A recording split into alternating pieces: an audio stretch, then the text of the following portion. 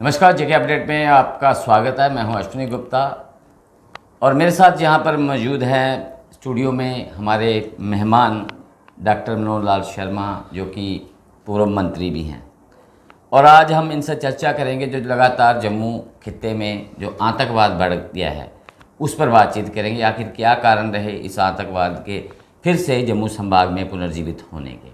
तो डॉक्टर साहब, जैसा कि आप बिलावर विधानसभा क्षेत्र से भी आते हैं और आप ही के एरिया की अगर बात करें तो मशेड़ी इलाका है, वहाँ पर भी आतंकी वारदात को अंजाम दे के गए। वहाँ पे लगातार जो है आतंकी रह कर पूरा जो एरिया है वहाँ साथ में आतंकी हमलों को अंजाम दे रहे हैं। तो आप क्या समझते हैं, क्या कारण है कि ये जो आतंकी घटनाएं एकदम से जम्मू खित्ते में बढ़ी हैं? देखिए, पिछले 1.5-2 महीनों से लगातार जम्मू खित्ते में अलग अलग जगह मिलिटेंट्स की एक्टिविटी बढ़ी भी हैं और सामने देखी जा रही है। जहाँ तक आप पर्टिकुलर मशेडी की बात की, मशेडी बदनोहता के रोड के एक रूट में हुआ ये इंसिडेंट बहुत ही दुखदायक और बड़ा चिंता का बात है। सबसे पहले मैं उन शहीद आर्मी के जवानों को ट्रिब्यूट पे करूँगा, श्रद्धांजलि देते हुए और उनके परिवार के साथ संवेदना व्यक्त करते हुए ये कहूँगा कि बहुत ही गंभीर चिंता का विषय है। जम्मू प्रांत पिछले बहुत समय से शांत था। ऐसा लग रहा था कि जहाँ मिलिटेंसी जो है लगभग समाप्त हो गई है और एक बड़ा गंभीर चिंता का विषय है जकदम इमीडिएटली पार्लियामेंट इलेक्शन के साथ ही जैसे ख़त्म होती है पहली वारदात जो बसंतगढ़ में होती है, बीडीजी का एक जवान को मिलिटेंट द्वारा मारा गया। हम और मेरे साथ चौधरी लाल सिंह जी हम वहाँ गए भी थे, उनसे मिले भी, लोगों से भी।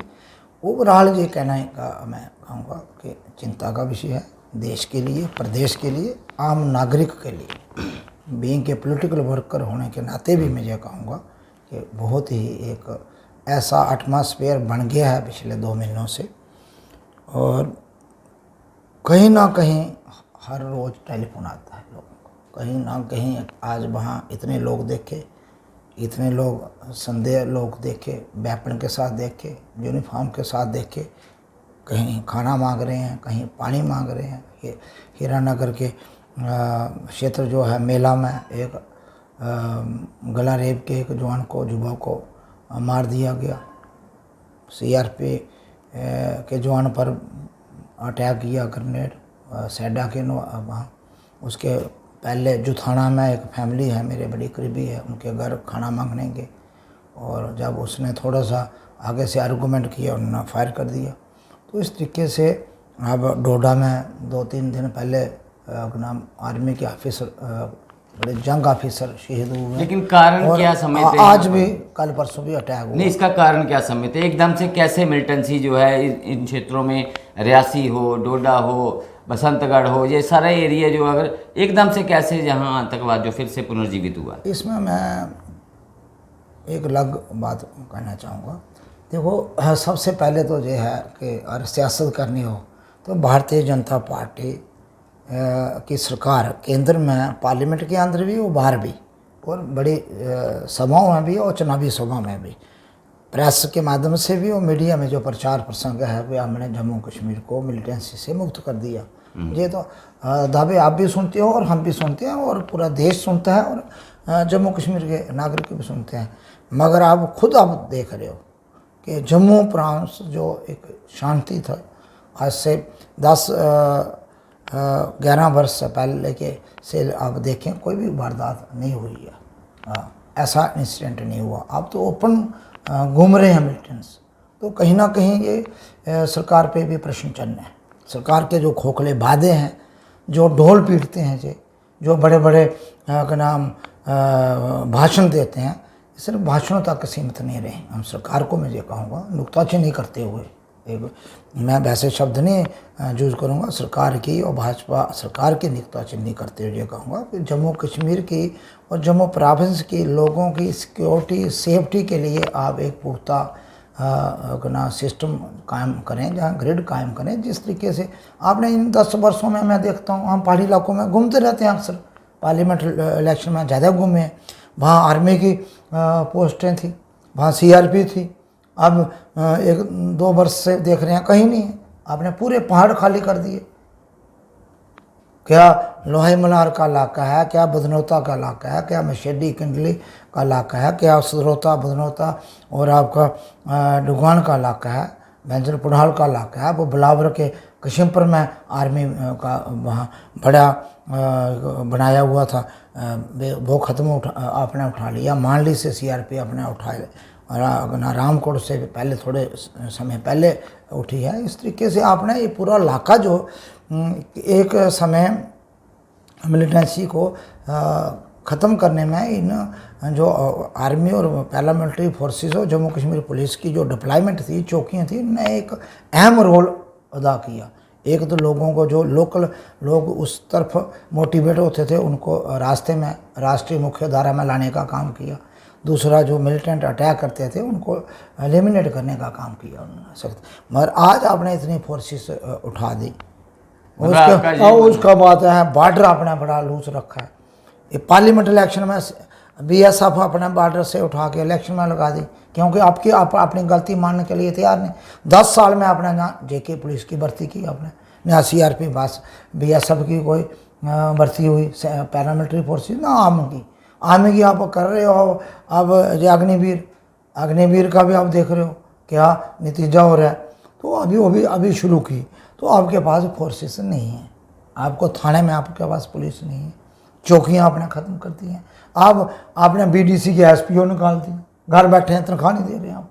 उसी तनख्वाह से आप BDG बना दिए आपने, पहले BDC के मेंबर थे उनको आप लगा रहे हो। आपके पास सिक्योरिटी के लिए धन कम पड़ रहा है। मुझे बड़ा दुख से कहना पड़ा, आप देश की सिक्योरिटी से और जम्मू कश्मीर के नागरिकों की सिक्योरिटी से कंप्रोमाइज़ कर रहे हो, और एक गलत बात है। मैं दोबारा पुनः सरकार से विनती करूंगा कि आप BDC के जो SPO हैं उनको सैलरी दें, उनसे काम लें।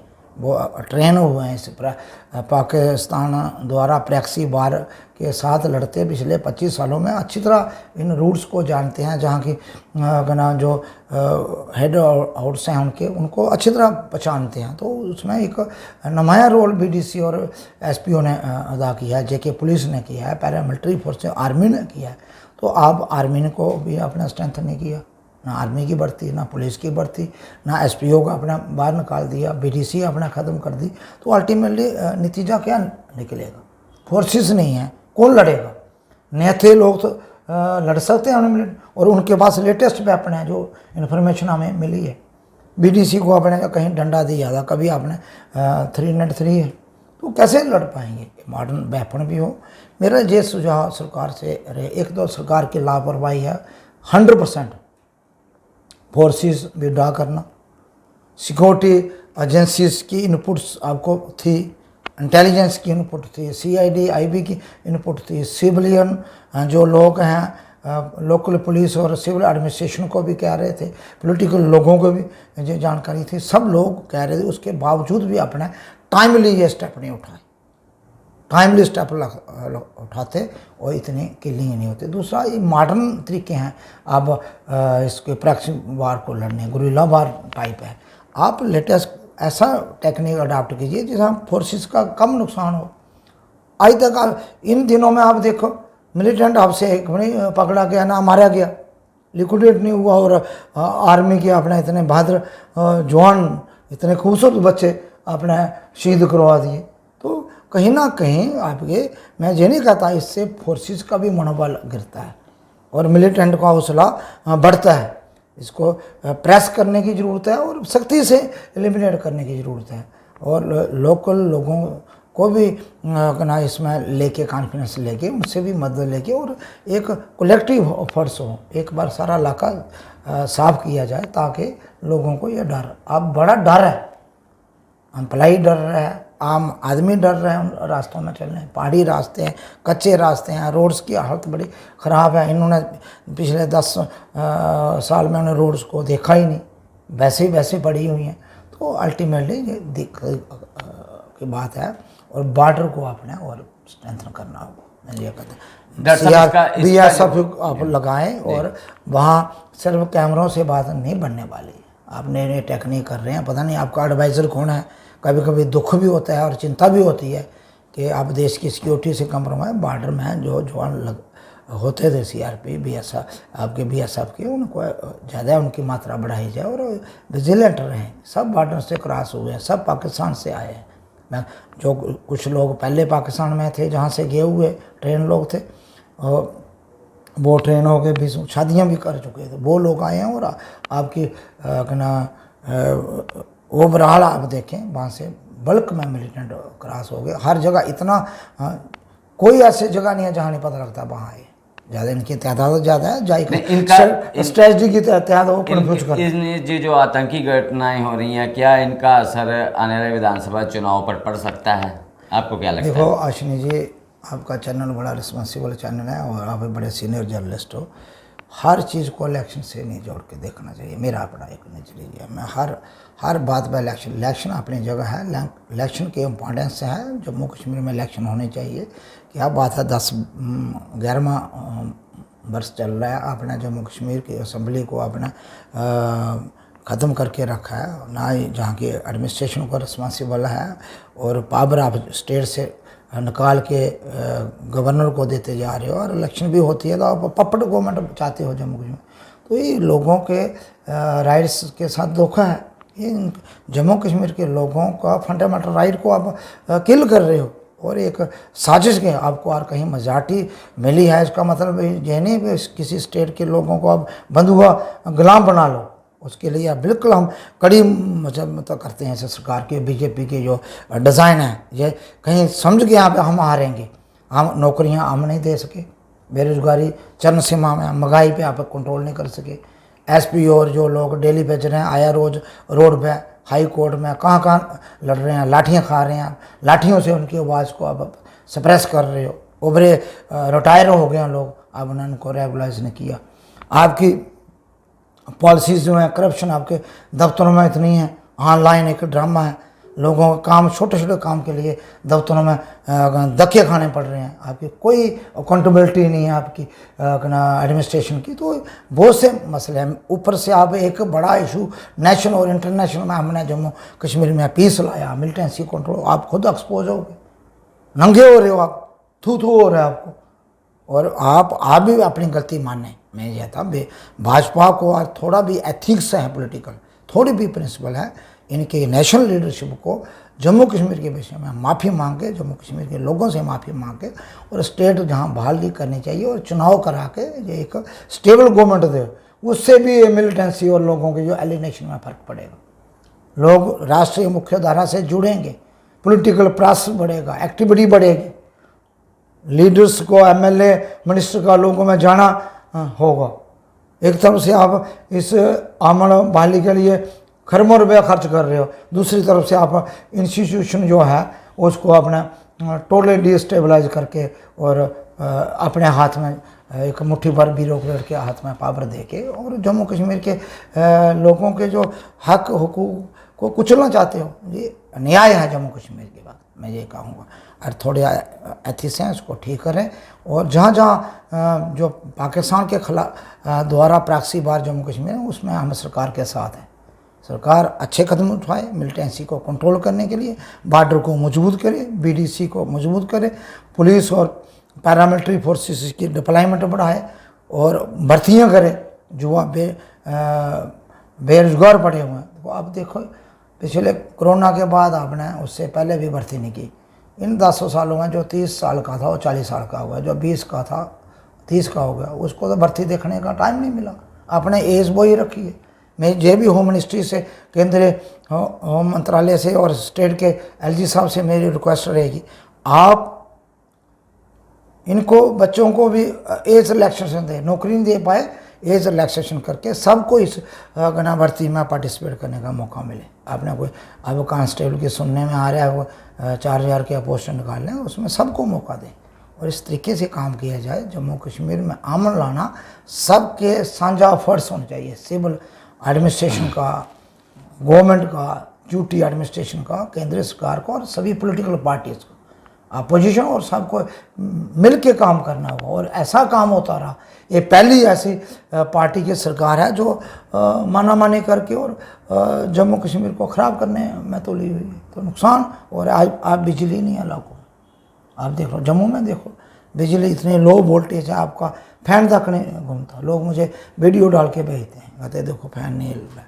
ट्रांसफार्मर आपका आज डैमेज होता है 15 दिन लगते हैं, और जब लगता है उसी दिन 1 घंटे के बाद फिर डैमेज हो रहा है। आपकी पावर का बिल आपका आपने कोई 1000 टाइम बढ़ा दिया। जहाँ 100 रुपीज़ होता था वहाँ आ रहा है अब 2000 के करीब, 3000 के करीब, 8000, 10,000 आ रहा है। तो बिल आप इतना बढ़ाते जा रहे हो, इतना रेवेन्यू ले रहे हो, तो सुविधा भी दो। आपने स्मार्ट मीटर लगाए थे, कमिटमेंट की थी लोगों से कि आप 24/7 पावर देंगे। ठीक कर रहा हूँ, गलत कर रहा हूँ? आप मुझे रोकिए जहाँ मैं गलत कर रहा हूँ। नहीं, मेरी कोई बीजेपी से कोई व्यक्तिगत दुश्मनी नहीं, इनकी नीतिगत लड़ाई है।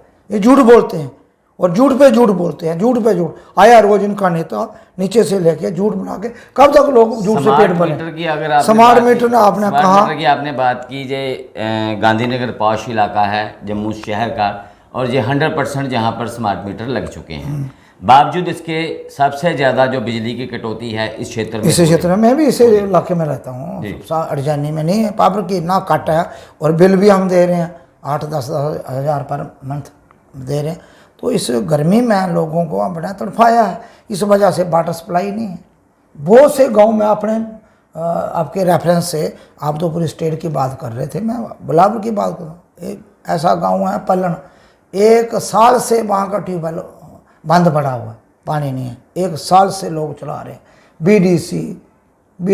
DDC से, चेयरमैन से, PMO के जो मिनिस्टर हैं MP इलेक्शन में, आज तक ठीक नहीं हुआ। लोगों ने रोड बंद किया, वहाँ हर घर नल पहुँच चुका है। कहाँ पहुँचा? जो था बंद हुआ, जो पिछले 40-50 वर्षों थे, अब पानी लोग नालों से पी रहे हैं गंदे। एक बात नहीं कि पलन है आपका, गढ़ माथली बाथरी गांव है, आप रजवालता में चले जाइए कल, कौन सा गांव में जहाँ आपको बताऊँ, हर जगह कुंभला बरसात है, पानी नहीं है। मैं दर्जनों बग्गन का एरिया है, साथर का एरिया है, कई जमाने त्योता का एरिया है, कई जमाने हो गए पानी मिले हुए। बग्गन कटली मुड़ोन में किया था, प्ले मोड़ा है, मेरे टाइम में पानी पाइप लगी थी, वहाँ भाजपा का एक कार्यकर्ता मुझे मिले हुआ था, हमारा कोई सुनता ही नहीं है।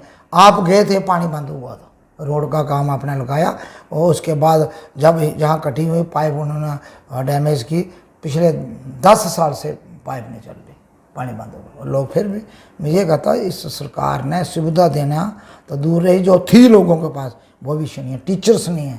अब जितना कंडी का इलाका, कठुआ का इलाका, बिलावर का इलाका, बनी बसोली का इलाका है, रामनगर का इलाका, आप देखें टीचर्स नहीं है स्कूल में। एक टीचर, 2 टीचर हैं मिडिल स्कूल में, 1 टीचर है कोई प्राइमरी स्कूल में, और हाई स्कूल में 3 टीचर से हाई स्कूल चल रहा है। बच्चों की स्ट्रेंथ है 150, 50, 60, 200। तो इस हाई सेकेंडरी में लेक्चर्स नहीं है। डिग्री कॉलेज के बच्चे मुझे मिले बिलावर, और वहाँ टीचर्स नहीं है, प्रोफेसर मैथ का टीचर नहीं। जो अभी हाल ही में जो रिजल्ट आए थे 10वीं और 12वीं के, आप ही के एरिया का शायद एक स्कूल था जहाँ भी सभी के सभी बच्चे फेल हो गए। वो जहाँ टीचर नहीं देंगे आपको, कोई अकाउंटेबिलिटी नहीं। मोबाइल से ऑनलाइन करने से क्या हुआ? आपने हज़ारों की तादाद में टीचरों की पोस्ट ख़त्म की है, स्कूल बंद किए हैं, प्राइमरी क्लब किए हैं, मिडिल को क्लब किए आपने, हाई स्कूल भी अब बंद कर रहे हो, मगर आप टीचर तो नहीं लगाया 10 साल से। और आज बच्चे M.Ed, B.Ed करके, MSc, PhD करके गलियों को खाक छान रहे हैं।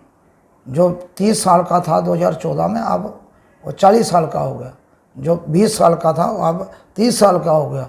और सरकार की तरफ देख रहा है, मोदी साहब की तरफ देख रहा है। आपने वादा 2014 में कहा था 2.5 करोड़ नौकरियां देंगे साल में, 25 करोड़ देंगे। कहाँ है नौकरियाँ? जो थी वो भी छीने गई हैं। तो इस तरीके डेली बेजर देख रहे हैं उनके बच्चे। मुझे एक सुबह ना PWD के 2 डेली बेजर का टेलीफोन आया, कहते हमारे बच्चों को एडमिशन करानी है, पैसे नहीं है, 87 महीने की तनख्वाह पेंडिंग है। एक के बेटे का आया, मेरा एक्सीडेंट हुआ, बाप कैंसर का पेशेंट है, 60 साल उम्र हो गई, रिटायर हो गया, 87 मंथ की सैलरी बकाया है, नहीं मिल रही है। तो कहाँ सरकार है? इसको सरकार कहते हैं। बातों टीवी में होगी, फोटो में हो सकती है, मोबाइल में हो सकती है, बीजेपी का जो IT सेल में वहाँ दिखती होगी सरकार, ग्राउंड में सरकार नाम की चीज़ नहीं है। और आने तो विधानसभा चुनाव उनको पता चल जाएगा। अच्छा, पार्लियामेंट में भी आप देखो बुरी हालत होती है, और लोगों ने देखा क्या चल रहा है। तो इनके बनाए तो इनके काम की क्वालिटी नहीं है। नेशनल लेवल में आपने देखा सैकड़ों की तादाद में ब्रिज इनके चले गए, पुल चले गए, इनकी बिल्डिंग चली, इनका कोई इतना सब स्टैंडर्ड काम हो रहा है कि जिसकी कोई लाइफ ही नहीं है। अब ये ब्लैक टॉप डालते हैं, ये काम जरूर उन्होंने किया, ब्लैक टॉपिंग की है कुछ रोड, सारे 100% ने। अभी 50% रोड्स हमारे एरिया में जहाँ नहीं कर पाए, हमारे द्वारा बनाई गई रोड जो हमें कोसते हैं उन्होंने, हमारी रोड में 50% में, मगर अब डालते हैं 4 दिन के बाद उनकी ब्लैक टॉपिंग उखड़ जाती है, खड्डे बढ़ जाते हैं, चलने के लायक नहीं, कोई अकाउंटेबिलिटी नहीं। कहते 3 साल मेंटेन करेगा। मैंने अभी तक सिंगल इनका वो नहीं दिखी एजेंसी हो उसको दोबारा मेंटेन करती है, दोबारा ब्लैक टॉपिंग होती है। तो इतनी बुरी कोई मतलब पैसे का मैस और इतनी लूट हो रही है अपना पैसे की, और ये ऑर्गेनाइज तरीके से लोगों को रिसोर्सिस को लूट हो रही है। हॉस्पिटल में डॉक्टर्स नहीं है, आया रोज़ कोई डॉक्टर्स नहीं है, बाथरूम तक चौक हुई है हॉस्पिटल। जाओ देखिए ब्लोर हॉस्पिटल के हाल, रामकोट प्राइमरी हेल्थ सेंटर देखिए, बनी का देखिए, बसोली का देखिए, हीरानगर का देखिए। आप मैं कहता हूँ अब उसके बाद एवं के चले जाइए नगरी और जितने भी पैराफेरी हॉस्पिटल हैं, बड़ी बुरी हालत है। मेडिकल कॉलेज हैं, स्टाफ बाहर नहीं है। तो ट्रेन लोग आपके पास हैं, डॉक्टर्स आपके पास हैं, पैरामेडिकल स्टाफ नर्सिस हैं, स्टाफ नर्सिस हैं, फीमेल मल्टी वर्कर हैं, मेल मल्टी वर्कर हैं, फार्मासिस्ट आपके ट्रेन हैं। आप लोग कहते क्यों? डॉक्टर्स आपके पास हैं।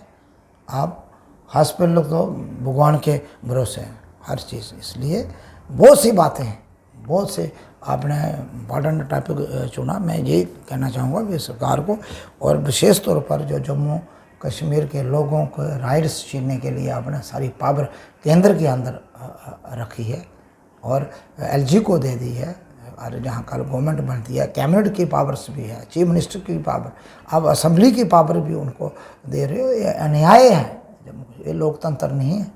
एक तरफ से देश के प्राइम मिनिस्टर साहब आते हैं, जल्दी चुनाव होगा, स्टेट बहाली होगी, बार बार आप कोर्ट में, सुप्रीम कोर्ट में आप कहते हो, आप पार्लियामेंट के अंदर कहते हो, चुनावी सभा में आप कहते हो, प्राइम मिनिस्टर साहब तीसरी बार चुन के आए श्रीनगर में कहते हैं, और दूसरे दिन आर्डर निकालते हुए सारी पावर LG, और कल गवर्नमेंट बनती है LG के पास।